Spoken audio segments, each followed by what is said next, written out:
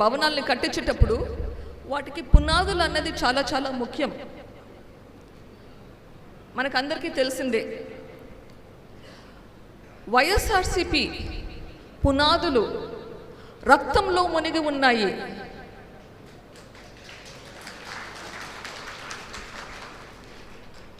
వివేకానంద రెడ్డి గారి రక్తం, కోడికత్తి శ్రీను గారి రక్తం,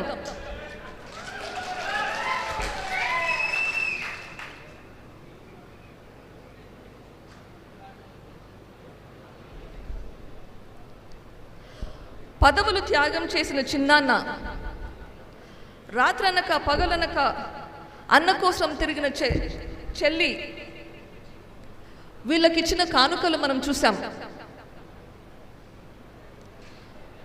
కృతజ్ఞత అంటే ఇదేనా?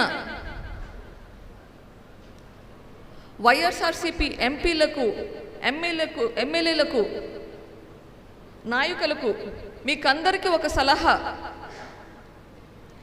మీ భవిష్యత్తు కోసం ఈ గవర్నమెంట్ నుంచి బయటికి రండి. లేకపోతే మీ భవిష్యత్తు గురించి మీరు ఈ గవర్నమెంట్ నుంచి బయటికి రండి, లేకపోతే ఈ పాపం మీకు కూడా చుట్టుకుంటుంది. ఆయనతో పాటు మిమ్మల్ని కూడా ఊబిలోకి తీసుకెళ్తాడు. ఈరోజు మన వివేకం సార్ది 5వ వర్ధంతి. ఈరోజు మనమందరము ఒక సంకల్పం చేద్దాం.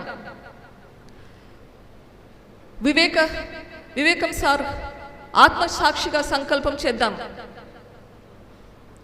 మన ఓటు ద్వారా ఒక పుణ్యకార్యం చేద్దాం. దీన్ని ఒక పోరాటంలా మారుద్దాం. ఈ పోరాటంలో మీరందరూ భాగం కండి.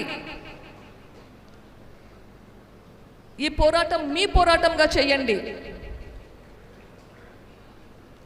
రాష్ట్రంలో అన్ని ప్రాంతాల వారు ఈ 5 ఏళ్లుగా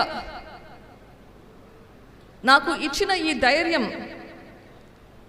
ధైర్యాన్ని ఇప్పుడు లోకానికి చూపించే సమయం వచ్చింది.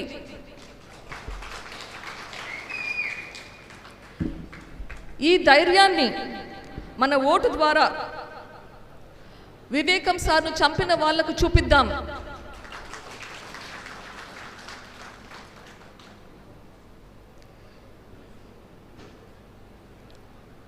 తప్పు మీద మంచి గెలవగలదని చూపిద్దాం. అబద్ధం మీద నిజం గెలవగలదని చూపిద్దాం.